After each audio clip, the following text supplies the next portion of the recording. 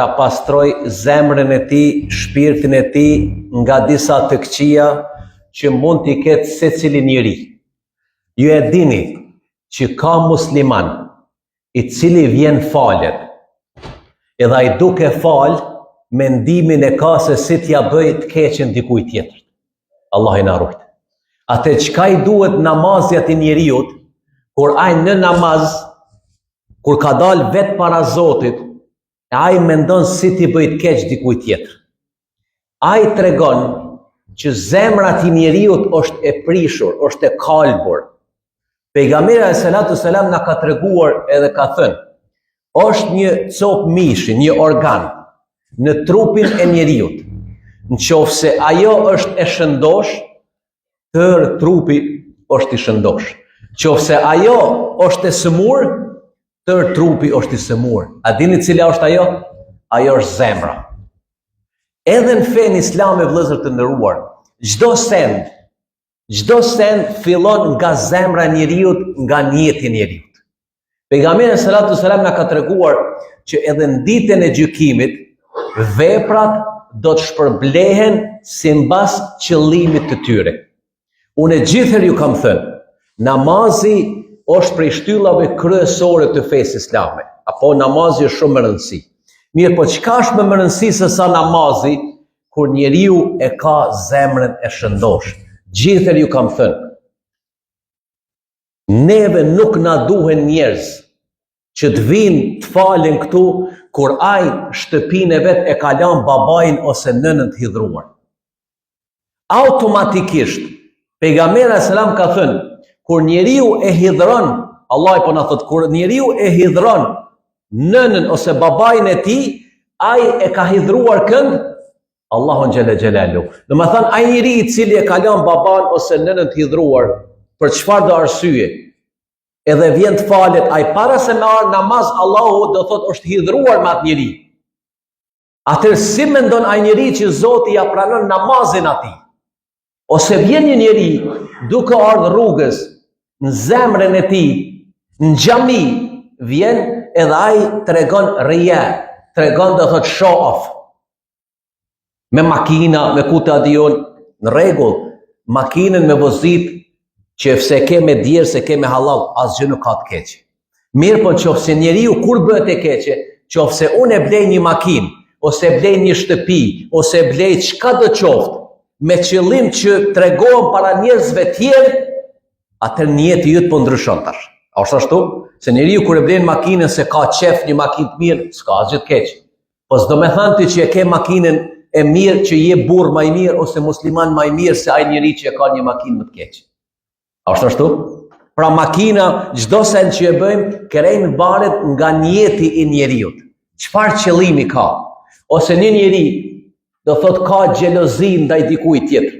Njeriu i cili fal 5 kohë të namazit, edhe ai krejt kohën e lirë e kalon, do thot duke fol keq për dikën. Ai e ndëgjon një lajm prej dikujt, i ka ndodhur dikujt diçka. Kjo shumë është aktuale në komunitetin tonë.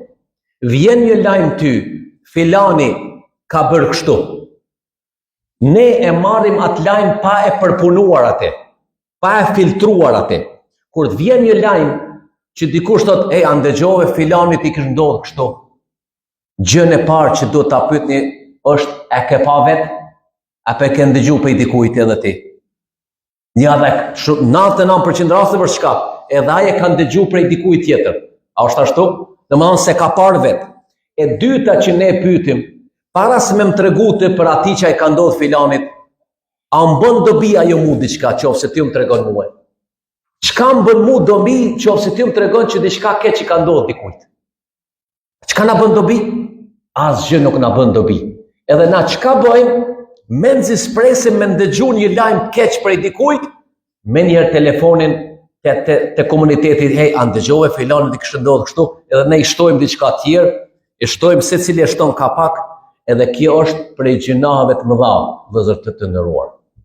Arroganca do thot kur njeriu nuk e pranon të vërtetën. Nuk e pranon të vërtetën. Ka nërë shokët e pejgamberit dhe ka thënë, ja Rasulullah, çka është arroganca? A është arrogancë më vesh bukur? Ka Thonë jo, ti mund të vesh bukur, s'ka asgjë të keqe.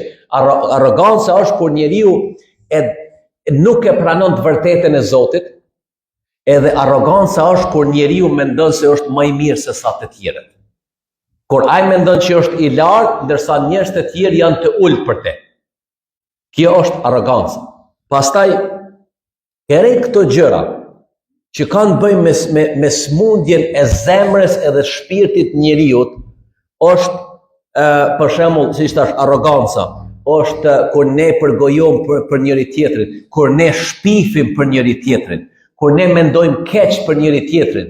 Hey, namaz kur jemi, edhe ne mendojmë si t'ja bëjmë keq filanit ose si t'ja bëjmë kështu filanit. Atëherë çfarë namazi është ai? Ne nuk e dim çka kem zemrat tona, asnjëri nuk e din. Po ai njeri i cili e din çka kanë zemrat tona është Zoti xhelel xhelal. Pra keni kujdes vëllezër të nderuar, para se të shkojmë në veprat tona, ne spari duhet ta shërojmë zemrën tonë.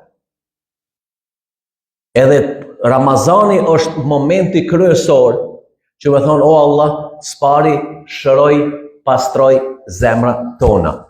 Në qoftë se dikuj Zoti i jep një të mirë, edhe kënë dëgju. Për shembull, a është ai i komunitetit tona, apo njeri kush do qoftë, edhe kështu njeriu e teston zemrën e tij.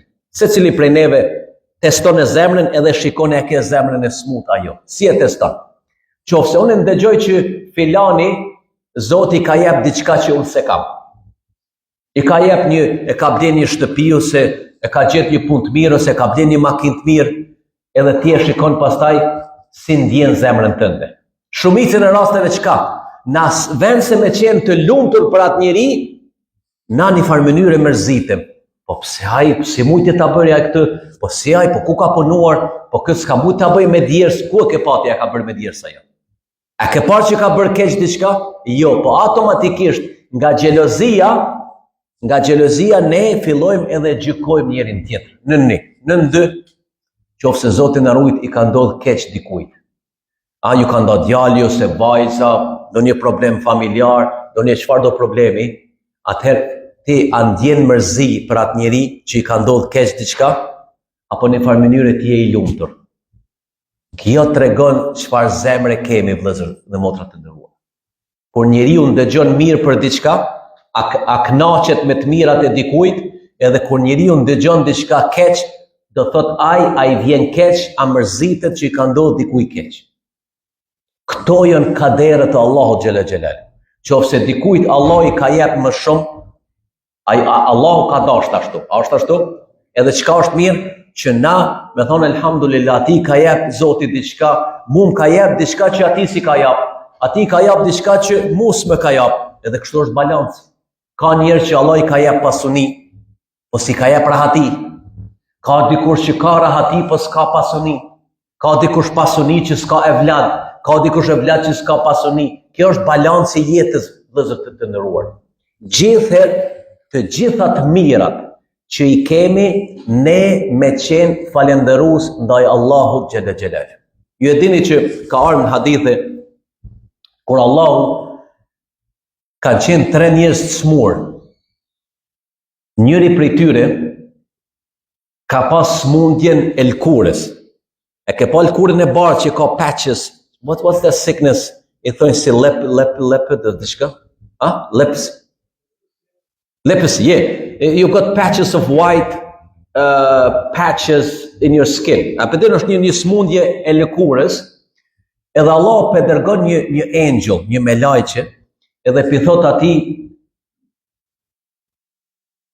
çfarë dëshire ke, do t'a plotësoj.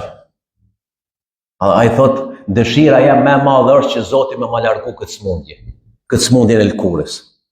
Mirë, thot, këtë po t'a largoj, a ke një dëshirë tjetër? Thot, po, edhe një dëshirë kam që Zoti me mjep ca hajvanat, disa dele, edhe thot, une merre me to dhe i shtoj ato edhe jetoj pej saj. Edhe ato ja jep. Edhe ati pastaj prej 2 deleve i shtoj në 4, në 6, në 100, në kuta djën. Tjetrit, edhe aj nuk ka pas flok. Ka qenë boldi, Edhe ka shku i ka thonë, ti qëfar dëshire ke? thot gjithër kam pas qef unë që të kem nice hair, thot këtë dëshire këm. Allah ja plotëson nëpërmjet melekut. Thot ndonjë dëshirë tjetër, thot kom qef me pas edhe në hajvanat, ndonjë lop, ndonjë kështu, Allah ju jep atij. Edhe shkon te i treti, i cili ka qenë i verbërt, nuk ka parë, blind. Ti thot gjithër kam pas dëshirë me i pa bukuritë që Allah i ka kriju, unë Allah s'ma ka jap këtë mundësi se s'kam pa, thot këtë e kam dëshirë. Edhe ati ja jap, edhe thot diçka tjetër, thot gjithër kam pas qef në deve, edhe ati jep. Pas një kohë, pas disa vjete, tash Allahu peqon njëjtën angel me lajken formën e njeriut, mi testu tash këta njerëz. Edhe kur po shkon te i pari, ky po thot, o filan, jam rrugtar, kam marrë për një vendit largët, kam bet rrugës, edhe ai po thot, ti paske sa dele ne paske, thot, a ka mundësi një dele që ta shes, ose ta marrë që une ke mundësi të shkojnë në shtëpinë time. A di çka i thot kë? A pishe këto dele, thot, tër me djerë si kam bërë, thot. E ka harru që Allah ja ka jep, thot, tër me djerë si kam bërë, thot, tash a di çfarë është trajtime këto, thot, Allah i s'ka mundësie. Në rregull, thot, po këto dele, thot, ku i ke marrë ti? Atër Allah ja murt krejt ato që ja ka jap, edhe ja kthej smundjen prap. Shkoj te i dyti, i cili s'kishte flok, edhe kishte lop, njëjtën gjë, thot, jam kështu pa Zotit pas ka qup, do thot bereqete, a ka mundësi një prej këtyre i paskin me qindra? Thot, a disa kam punu, thot, une që me i bo këto, kjo s'ka qenë let, krejt kjo është prej punës tem. Thot, po ti prej nga i ke marrë, thot, une këto e kam punu, vete e kam bërë kështu, thot, ti si e falendëruar ndaj Zotit, Allah ja merr edhe ja kthen prap ato flokt i shkojnë. E i treti, ai i cili ishte i verbërt. Ky udhëtari pi thot, kështu i kam mbet rrugës, pas ke deve, a ka mundësi se kam mbet rrugës të marr një deve? Thot, o filan. Me tregu diçka, din thot që unë kam qenë i verbërt, blind, Allahu ma ka kthy shikimin, edhe krejt këtë pasuni që e kam, nuk e kam prej durve të mia. Këto Allahu ma ka jep. Thot, merr sa dush. Se kështu ashtu janë të Allahut, thot. Edhe ky pi thot, ti thot e kalove testin. Allah i jep bereqet ma shumë atij njeriu. Keni kujdes, mos e ktheni njeriun i cili vjen me të kërku ndihmë, mos e ktheni mbrapa. Mos u boni arrogant. Mos keni smundje të zemrës. Ju e dini që kur dikush të vjen me të kërku një ndihmë, e dini që Allahu e ka qenë te ti me qëllim.